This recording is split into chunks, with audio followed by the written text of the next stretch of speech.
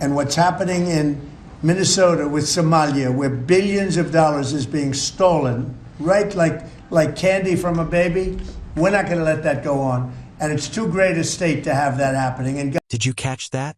The question hits like a lightning bolt, and suddenly the room goes quiet. Allegations of fraud, Minnesota scandals, and a congresswoman who never stops lecturing America while trashing it at the same time. The response wasn't polished, it wasn't scripted, and that's exactly why it landed. If you're tired of politicians who complain about the country that gave them everything, smash like, subscribe, and stay right here. Let's watch the full clip before I give you the full breakdown. Can I also just ask you one more follow-up question, Yeah, Mr. President? The fraud that you've been pointing out, talking about in Minnesota specifically, there have been some reports resurfacing and circulating, even by your own administration, alleging Ilhan Omar's marriage to her brother. And this would be a fraudulent situation if there, in fact, is found to be fraud. In a situation like that, would you like to see her denaturalized or others who have similarly committed fraud? Well, I think she's very bad for our country. All she does is complain, complain, complain. She comes out of a country where they have no government, they have no military, they have no police, they got no nothing. They don't have a country, and they run around killing each other. And then she comes over here. She tells the United States of America how it should be run. We don't want to hear from her. I don't want to hear from her. I don't want to speak for Emmer, but I don't think Emmer particularly wants to hear. But don't say it because I don't want to get you in trouble, okay? Just be nice and easy, all right? I'll do it for you, but that part I'll do. But I just want to say that there's nothing worse than a person that comes in and does nothing but bitch and comes from a place where she shouldn't be telling us what to do. She shouldn't be telling us, and everybody agrees with me.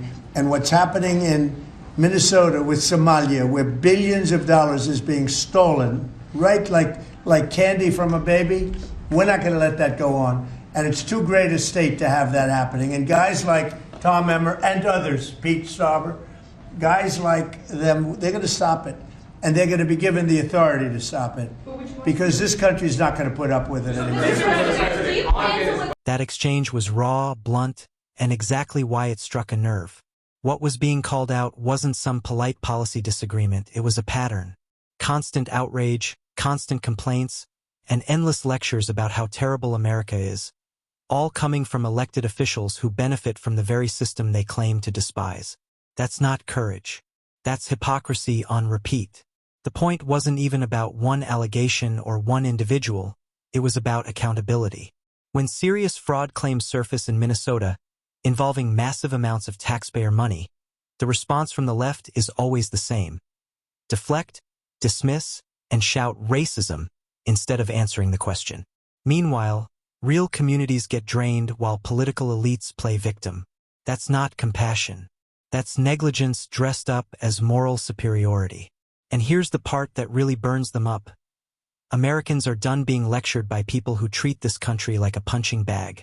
You don't get to enjoy the protections, the freedoms, and the power of the United States while constantly sneering at it and telling its citizens they're the problem.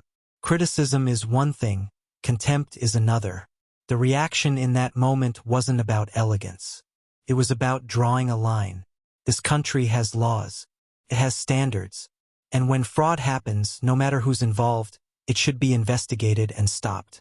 Minnesota isn't some political playground. It's a great state, and Republicans stepping up to shut down corruption is exactly what leadership looks like. That's why this moment matters. It wasn't politically correct, it wasn't carefully focus grouped, and it definitely wasn't approved by the outrage class. It was a blunt reminder that America doesn't owe silence to people who spend all their time tearing it down, and voters are starting to agree.